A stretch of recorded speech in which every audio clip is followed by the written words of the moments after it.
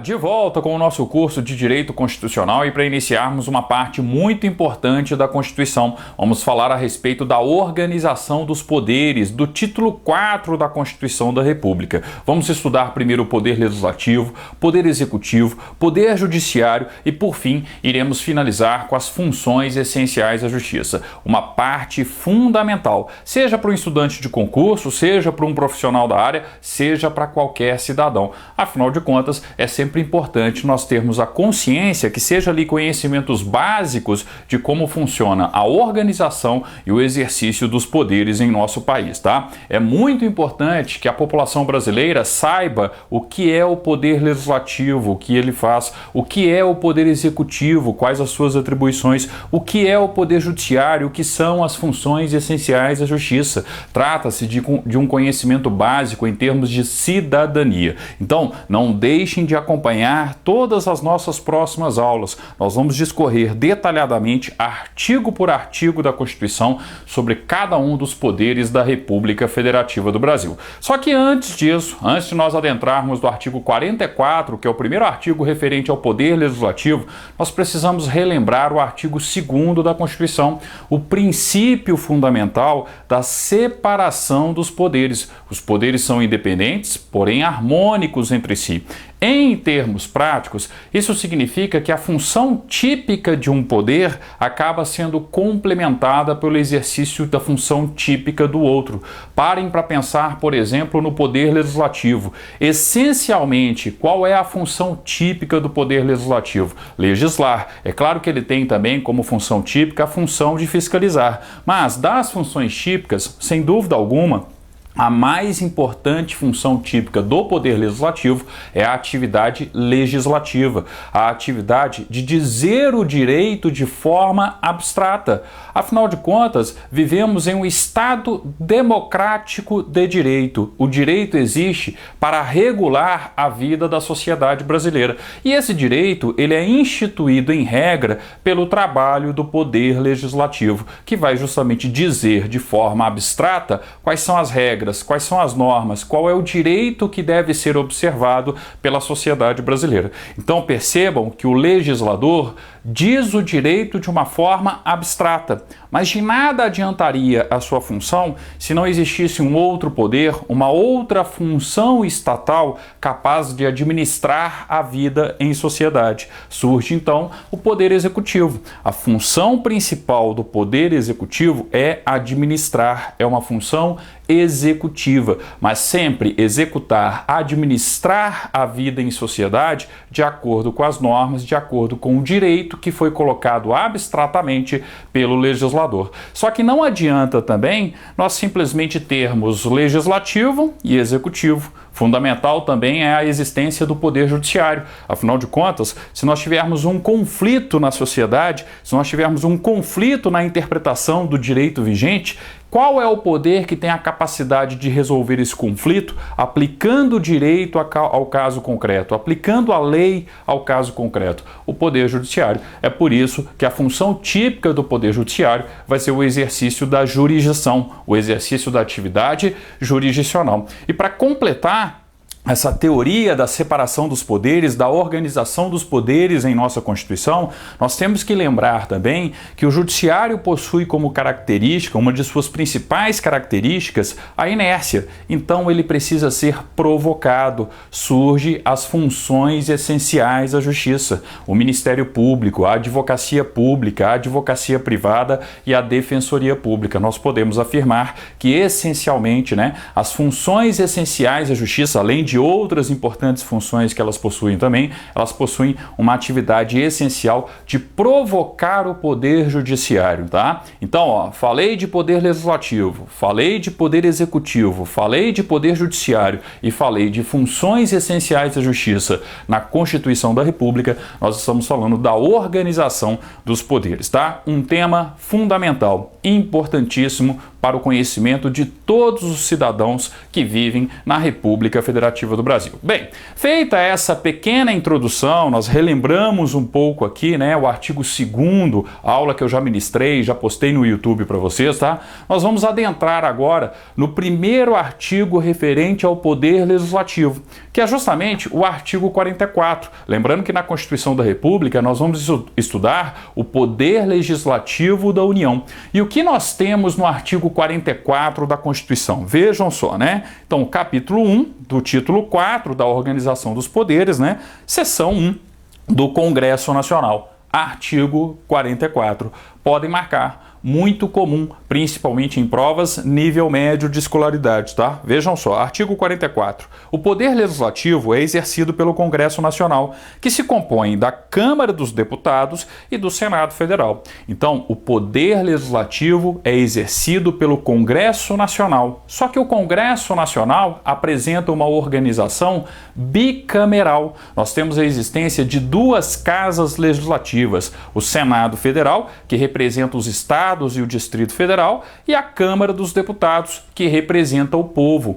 Por que isso acontece? Por que a organização do Poder Legislativo da União é uma organização bicameral? Justamente porque nós vivemos em uma federação. É o chamado bicameralismo federativo. O Senado é o representante dos estados, dos municípios que estão naquele estado e do Distrito Federal. Se nós vivemos em uma federação, na formação do direito que vai ser colocado em abstrato a ser observado por toda a sociedade, é importante nós termos a participação de representantes dos próprios entes federativos. Afinal de contas, foram os entes federativos que abriram mão de sua soberania em prol da soberania de um ente maior, que é a própria República Federativa do Brasil. Então é por isso que nós temos o Senado. O Senado ele faz parte do Legislativo da União justamente por conta de nós sermos um Estado, o Brasil adotar como forma de organização do Estado a federação. É o que a doutrina do direito constitucional chama de bicameralismo federativo. Já a Câmara dos Deputados, não, a Câmara dos Deputados representa o povo. Afinal de contas, na clássica teoria do Montesquieu,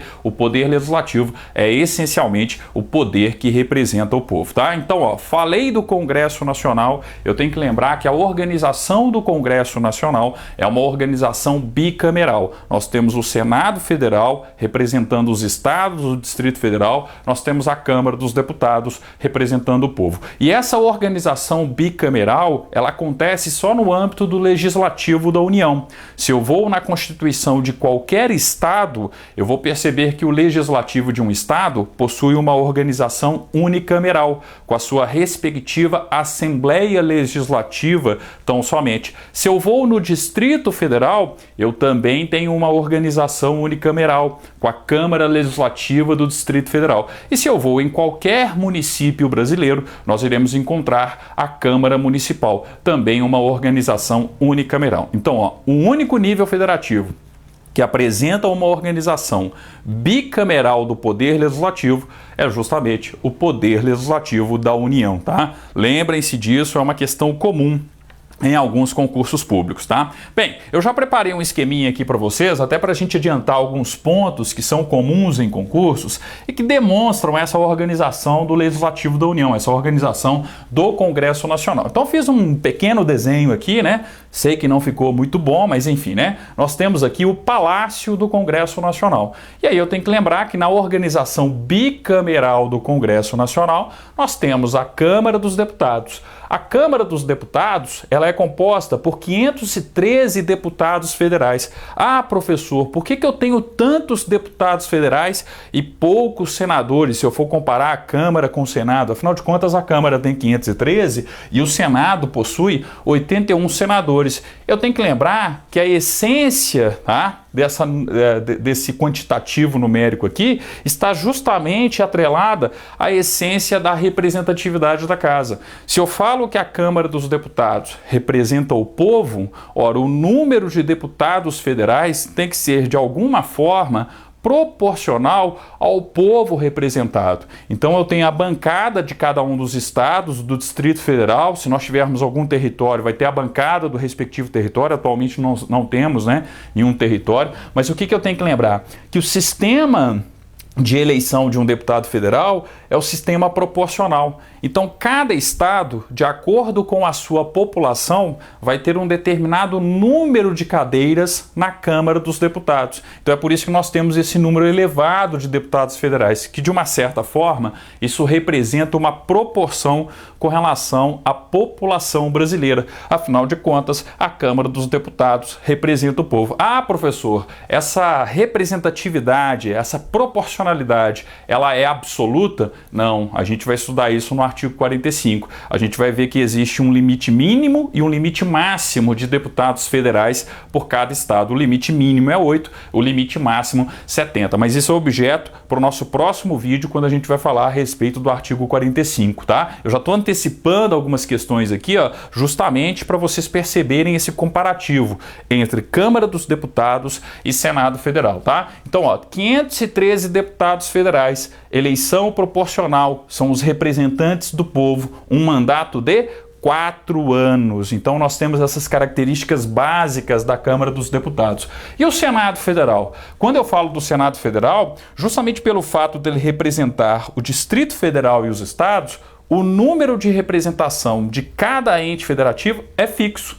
Eu tenho 3 senadores pelo Distrito Federal e 3 senadores por cada estado brasileiro. Então, se eu tenho justamente 27, né, o Distrito Federal mais os estados, 27 vezes 3, nós temos 81 senadores, tá? E o sistema de eleição, como não há essa necessidade de ser uma proporcionalidade com relação ao povo, porque, na verdade, eu não estou tendo a representação do povo, mas sim a representação dos entes federativos, tá? O sistema de eleição é o sistema majoritário. Eu não estou falando de uma eleição proporcional, mas sim de uma eleição majoritária. E uma questão muito comum, básica em termos de organização do Poder Legislativo, em termos de concurso, em termos de direito constitucional. O mandato de um senador é de 8 anos. 2 legislaturas, uma legislatura é composta de 4 anos, tá? Então, ó, 8 anos, 2 legislaturas para os senadores. Deputado federal, 4 anos, uma única legislatura, tá? Naturalmente, nas eleições, né, para o Senado, nós teremos em um determinado momento uma renovação de 1/3 e em outro momento uma renovação de 2/3. Mas isso nós iremos estudar também detalhadamente no artigo 45, aliás, desculpe, no artigo 46, que fala a respeito do Senado Federal, tá? Essa nossa primeira aula é meramente uma aula introdutória, onde vocês precisam ter esse conhecimento básico. Lembrar que o Congresso Nacional ele está dividido em Senado Federal, Câmara dos Deputados. Isso decorre do chamado bicameralismo federativo. A Câmara dos Deputados, composta por 513 deputados federais, tá? Representa o povo. A eleição é proporcional e o mandato de um deputado federal é de 4 anos. O Senado Federal representa o Distrito Federal e os estados. E quando eu falo os estados, obviamente os municípios que estão inseridos dentro dos respectivos estados.